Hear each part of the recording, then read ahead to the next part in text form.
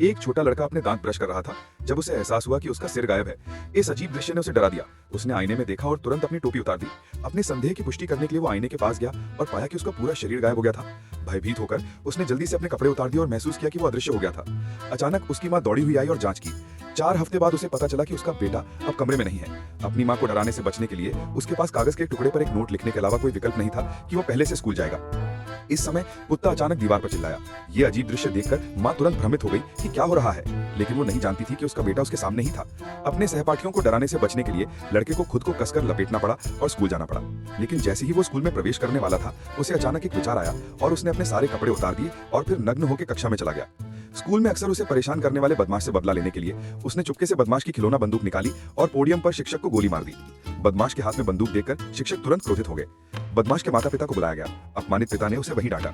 इस दौरान उन्होंने महिला जिम्नास्टिक टीम को दौड़ते और व्यायाम करते देखा। ये देखकर उनके मन में तुरंत बुरे विचार आए।